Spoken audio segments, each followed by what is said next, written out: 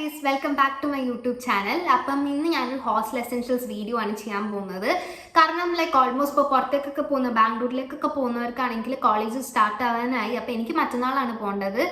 മറ്റന്നാളാണ് college start ചെയ്യുന്നത്. നാളെയാണ് ഞങ്ങൾ പോകുന്നത്. പക്ഷെ ഞാൻ ഇന്ന് ബാക്ക് ചെയ്യുന്നേ ഉള്ളൂ. അപ്പോൾ ഞാൻ എന്തായാലും നിരത്തി വെച്ചേക്കുവാണ് ബെഡ് നിറച്ച് ഈ സാധനങ്ങളൊക്കെ. അപ്പോൾ എന്തായാലും നിങ്ങളെയും കൂടെ കാണിക്കാൻ വിചാരിച്ചു. അപ്പോൾ നമുക്ക് വീഡിയോയിലേക്ക് പോവാം.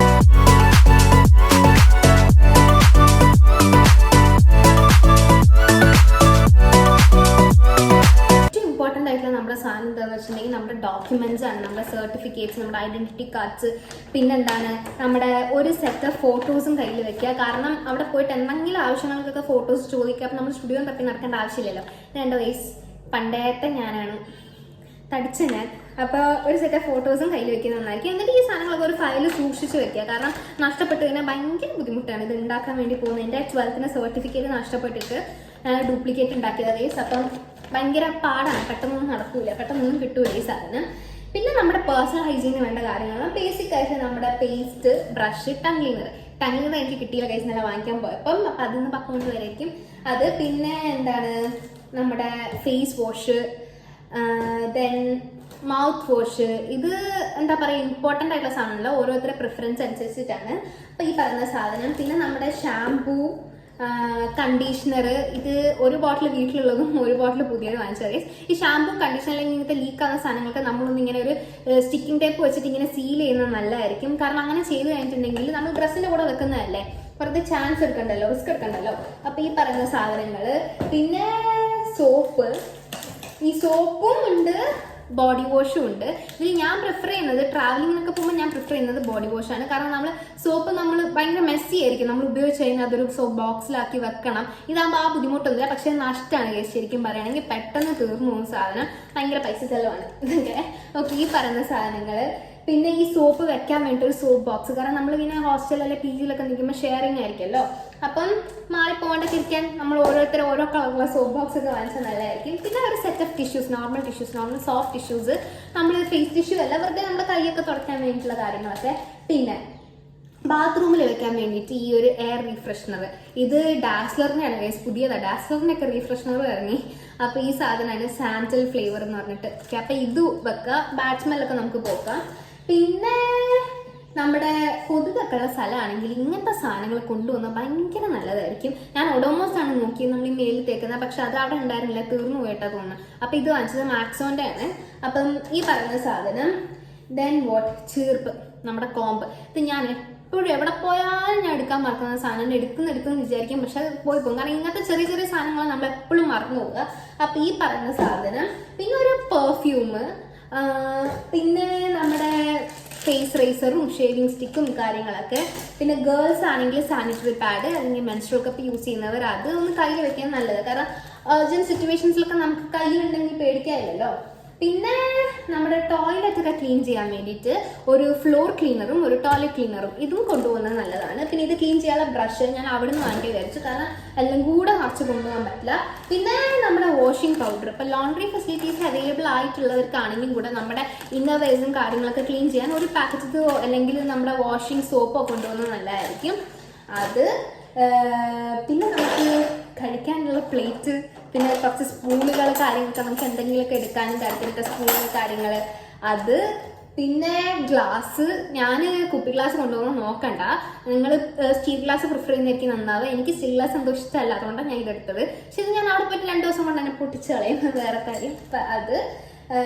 പിന്നെ എൻ്റെ സ്വന്തം സാധനം, എൻ്റെ സ്കിൻ കെയറും മേക്കപ്പും ഒക്കെ ആയിട്ടുള്ള എൻ്റെ ആ സാധനങ്ങൾ.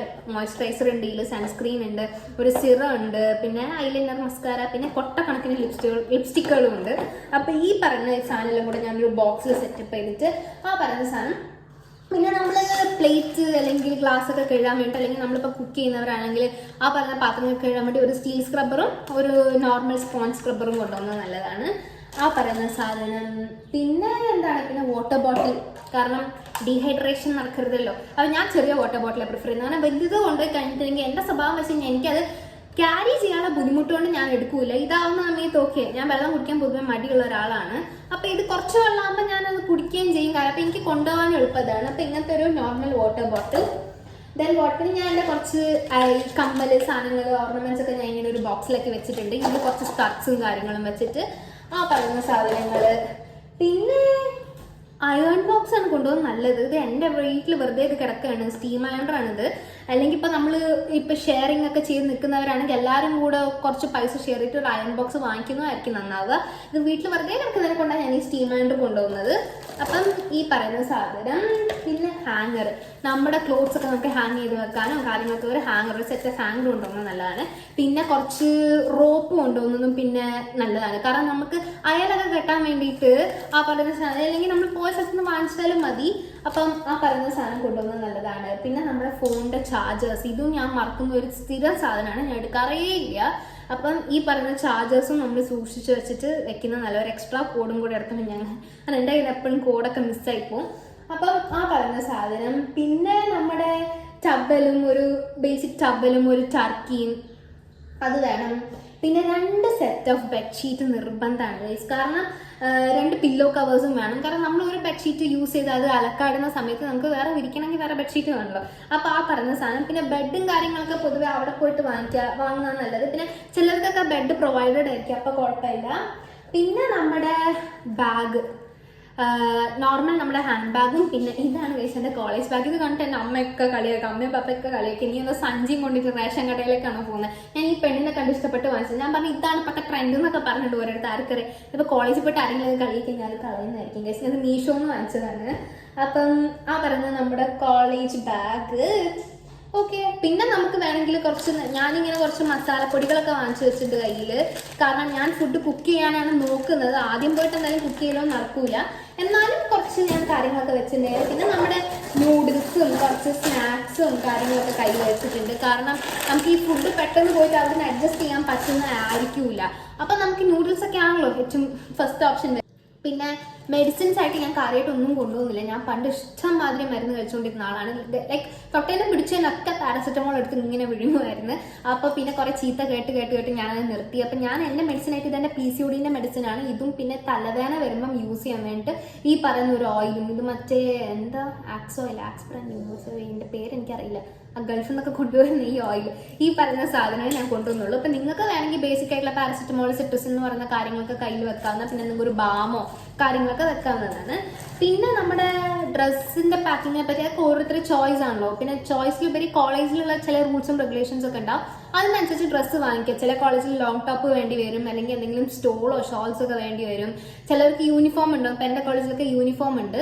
എന്നാലും കൂടെ നമുക്ക് ഫസ്റ്റ് പോകുമ്പോൾ ഇടാനുള്ള ബേസിക് ആയിട്ട് നല്ല ഫോർമൽസ് കയ്യിൽ വെക്കുക. കുറച്ച് നല്ല രീതിയിലുള്ള ഡ്രസ്സുകൾ കയ്യിൽ വെക്കുക. പിന്നെ ജീൻസ്, ഇപ്പം ലൈക്ക് 2-3 ജീൻസ് ഒക്കെ കയ്യിൽ വെക്കുന്നത് നന്നായിരിക്കും. അപ്പം ഈ പറയുന്ന സാധനങ്ങളൊക്കെ ഡ്രസ്സിൻ്റെ ഐറ്റത്തിൽ ഇതെല്ലാം കണ്ട് വെക്കുക. അപ്പം ഗൈസ് ഇത്രയൊക്കെ ഉള്ളൂ എൻ്റെ ഹോസ്റ്റൽ എസെൻഷ്യൽ വീഡിയോ. അപ്പം ഇനി ഇതിലും കൂടുതൽ എന്തെങ്കിലും ഇമ്പോർട്ടൻ്റ് ആയിട്ടുള്ള കാര്യങ്ങളൊക്കെ ഉണ്ടെങ്കിൽ, നിങ്ങൾക്ക് ആർക്കെങ്കിലും എന്തെങ്കിലും അറിയെങ്കിൽ നിങ്ങളെല്ലാവരും കമൻറ്റ് ബോക്സിൽ അറിയിക്കുക. Then vote. അപ്പം എൻ്റെ വീഡിയോ ഇഷ്ടപ്പെട്ടിട്ടുണ്ടെങ്കിൽ എല്ലാവരും like, share and subscribe guys. അപ്പം okay, bye bye, take care, see U.